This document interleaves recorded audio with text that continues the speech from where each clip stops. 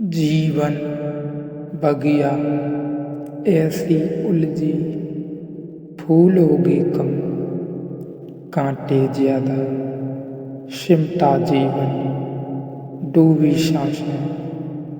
आना है तो अब भी आजा, यदि जान लिया है तो मानो मत, मान लिया है तो जानो मत। यदि वह आदमी जो पूछता हुआ आया था अब नहीं है, वह मन जो पूछता आया था अब नहीं है। मैं इस अध्याय में आपको एक विनती कर रहा हूँ कि यदि आपने अभी तक पिछला अध्याय नहीं देखा है तो कृपया करके पिछला अध्याय देखें, उसके बाद ही इस अध्याय में प्रवेश करें, क्योंकि धीरे धीरे यह उपनिषद अब अपनी समाप्ति की ओर बढ़ रहा है, अपने अंतिम चरण में है। पूछता हुआ आया था अब नहीं है, वह अहंकार जिसके पास प्रश्न थे और उत्तर की तलाश थी वह अब नहीं है। असल में जो आया था वह अब नहीं है। यह समझने की बात है। यदि आपने अंतिम अध्याय देखा होगा तो ही आप इस अध्याय को समझ सकेंगे, और जो है वह कभी भी नहीं था। कौन दे धन्यवाद, किसको दे धन्यवाद, उत्तर भी क्या है। जैन फकीर लिंची कहा करता था अपने शिष्यों से कि अगर तुमने मेरे प्रश्न का जवाब न दिया तो भी यह डंडा तुम्हारे सिर पर पड़ेगा, और अगर तुमने जवाब दिया तो भी निश्चित ही मुश्किल हो जाती होगी, क्योंकि अब कोई उपाय ही नहीं बचा। और लिंची शिष्यों से सवाल पूछा करता था। लिंची का रिवाज यह था कि वह कहता था कि तुम मुझसे सवाल तभी पूछोगे सकोगे जब तुम मेरे जवाब दो, यह शर्त है। गुरु शिष्य से कहता था कि पहले तुम मेरे सवाल का जवाब दो, तब मैं तुम्हें जवाब दूँ। और यह शर्त थी कि डंडा उसके हाथ में होता था। लिंची की ओर वह कहता था, अगर तुमने जवाब दिया तो मैं मारूंगा ही, अगर नहीं दिया तो भी मैं मारूंगा। अक्सर लोग भाग जाते थे, लेकिन जो जानते थे वे रुक भी जाते थे। जब पहली दफा बोकोजू मिलने गया जैन को, तो बोकोजू ने कहा कि ऐसा करो, सवाल जवाब पीछे हो लेंगे, पहले डंडा मार लो, क्योंकि इस काम से निपट जाएं, इससे इसमें अड़चन पड़ेगी और नाहक इसमें उलझाव बना रहेगा। इससे हम पहले निपट लें, यह सरल काम है।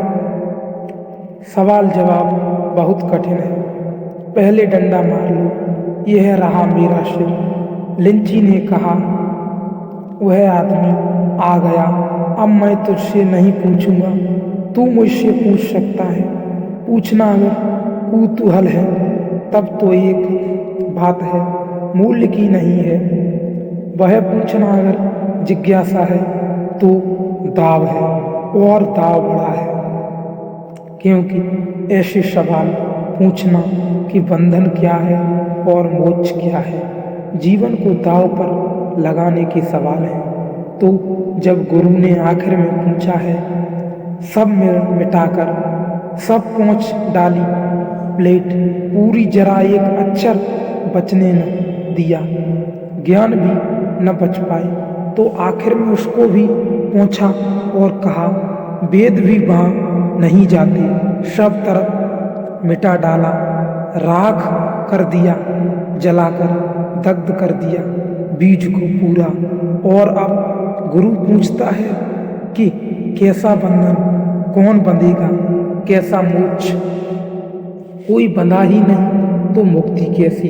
अगर शिष्य बोल जाता धन्यवाद भी तो फिर से उपनिषद शुरू करना पड़ता, क्योंकि उसका मतलब था भला सांप मिट गया हो, लेकिन शिष्य अभी नहीं मिटा, अभी बोल सकता है। अभी इतना कह सकता है कि बड़ी कृपा है आपकी, सब समझा दिया, सब समझ गया, ज्ञान को मैं उपलब्ध हो गया। जिस गुरु के पास से आप ज्ञानी होकर लौट आए, उस गुरु के पास जाना बेकार हो गया। जिस गुरु के पास जाकर आप मिटे लौटे ही न पाए, तो ही जाना सार्थक है। धर्म मिटने की कला है, अपने ही हाथ अपने को बुझा लेने का विज्ञान है। जैसे दिए में कोई फूंक मार दे और ज्योति खो जाए, ऐसे ही हमारी अस्मिता, हमारा अहंकार खो जाए। खोज से न मिले फिर कहीं निपट शून्य रह जाए, पीछे रिक्त खाली, उस खाली और रिक्त में ही उसका दर्शन होता है जो वस्तुतः हमारा होना है। इसलिए अंतिम बात है, इस प्रकार का यह रहस्य है, इस प्रकार का यह रहस्य समाप्त हुआ, इस प्रकार का यह उपनिषद अपनी अंतिम यात्रा कर समाप्त हुआ, पूरा हुआ। उपनिषद का अर्थ होता है रहस्य, उपनिषद का अर्थ होता है रहस्य, रहस्य का अर्थ होता है जिसे हम समझ भी लें तो भी समझ में नहीं आता, और जिसे हम न भी समझे हुए हों तो समझ में आता हुआ मालूम पड़ता है। रहस्य का मतलब यह होता है जो नहीं समझते वे भ्रांति में पड़ जाते हैं कि समझा और समझते हैं, उनको पता चलता है कि कहाँ समझी। रहस्य का यह अर्थ होता है, अगर कोई चीज समझ में आ जाए तो रहस्य नहीं, समझने में समझ में आ जाए बड़े ध्यान की बात है तो वह रहस्य नहीं। अगर कोई चीज न समझने से न समझ में आई तो भी रहस्य नहीं है। रहस्य का अर्थ होता है जो नहीं जानते उनको लगता है कि जानते हैं, और जो जानते हैं उनको लगता है कहाँ जानते हैं। सुकरात ने कहा है जीवन के अंतिम दिनों में कि जब तक नहीं जानते थे तभी तक अच्छा था, कम से कम जानने का भ्रम तो था। अब और बड़ी मुश्किल हो गई, जब से जाना है तब से इस मुसीबत में पड़े कि जानते ही कहाँ हैं। इसका ही नाम रहस्य है। न जानने और बिल्कुल भी न जानने, और फिर जानने के बाद भी कहना कि कहाँ जानते हैं, इस नाम का ही नाम रहस्य है, इसका ही नाम रहस्य है। ऐसे ही शब्द सुकरात ने अपने जीवन के अंतिम समय में कहे, अपना अनुभव में कहे कि इस मुसीबत में पड़े कि कहाँ इसका नाम रहस्य है। न जानने से ही जानने में आ जाए, इसका ही नाम रहस्य है।